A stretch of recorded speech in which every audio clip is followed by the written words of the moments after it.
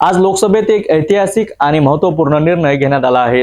लोकसभा कारवाईची अनुवाद आतापर्यंत एकाच वेळी 16 भाषांमध्ये उपलब्ध होता, ज्यामध्ये हिंदी आणि इंग्रजी सोबतच आसामी, बंगाली, गुजराती, कन्नड, मल्याळम, मराठी, उडिया, पंजाबी, तामिळ आणि तेलुगू भाषांचा समावेश होता। आणि आता यात आणखी 6 नवीन भाषांचा समावेश करण्यात आला आहे, ज्यात बोडो, डोंगरी, मैथिली, मणिपुरी, उर्दू आणि संस्कृत या भाषा आहेत। लोकसभा अध्यक्ष ओम बिर्ला यांनी आज या निर्णयाची घोषणा केली आहे। मुझे ये घोषणा करते हुए अत्यंत प्रसन्नता हो रही है कि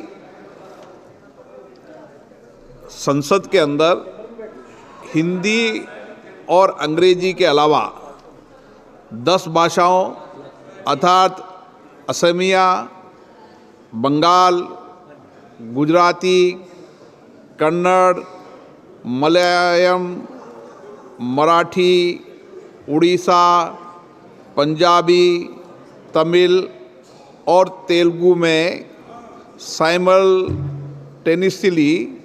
हम सदन में पहले से ही उपलब्ध करा रहे थे।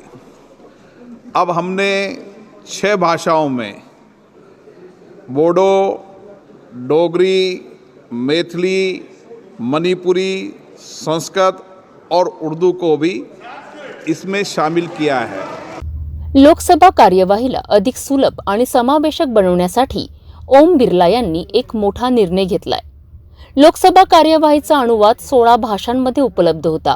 यामध्ये हिंदी आणि इंग्रजीसह 14 भारतीय भाषांचा समावेश आहे। यामुळे भारताच्या विविध भाषिक समुदायांना त्यांच्या मातृभाषेतून लोकसभेची कार्यवाही समजून घेण्याची संधी मिळते। लोकसभा अध्यक्ष ओम बिर्ला यांनी सांगितले की देशाच्या प्रत्येक नागरिकाला लोकसभा कार्यवाहीत समाविष्ट होण्यासाठी संधी मिळावी, त्यासाठी भाषेचा भेद न करता काम करणं आवश्यक आहे।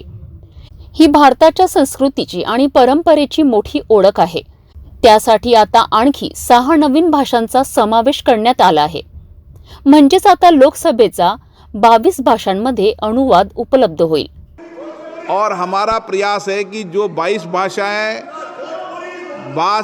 भाषाएं जो मान्यता प्राप्त है, आने वाले समय में जैसे जैसे मानव संसाधन मिलते जाएंगे, हमारी कोशिश है कि आपके इस टेबल पे लगे से आपकी 22 भाषाओं में आप भाषांतरण को सुन पाएंगे।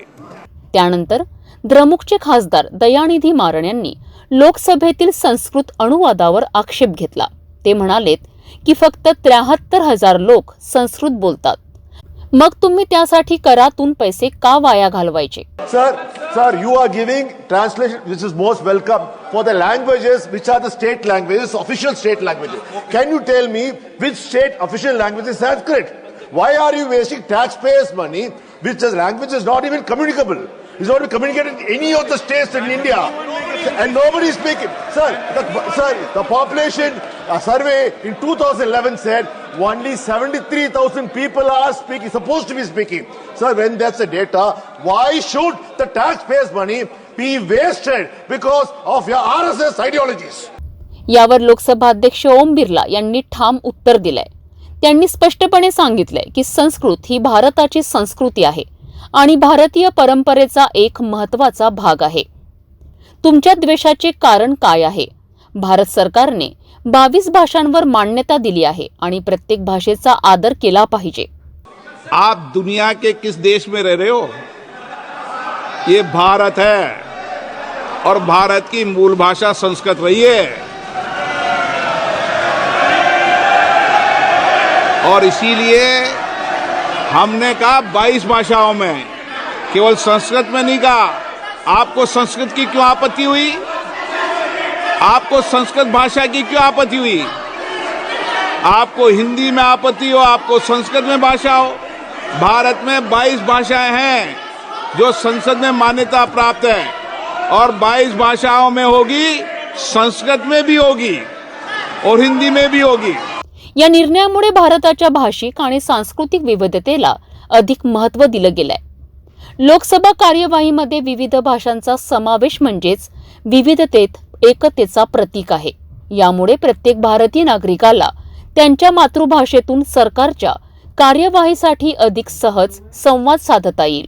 दुनिया के अंदर भारतीय की संसद ही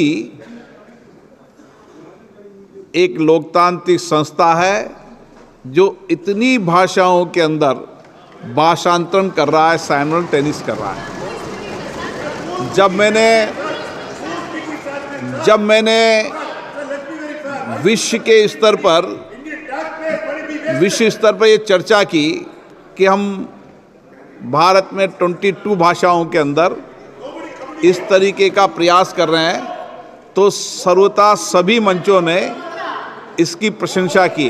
हे महत्त्वपूर्ण बदल भारतीय लोकसभा कारवाईमध्ये समावेशकता आणि विविधता आदर करण्याचा निर्देश एक मोठा पाऊल ठरू शकतो। लोकसभा अध्यक्ष ओम बिर्ला यांनी घेतलेला हा निर्णय निश्चितच भारताच्या सामाजिक समन्वयाला नवीन दिशा देईल।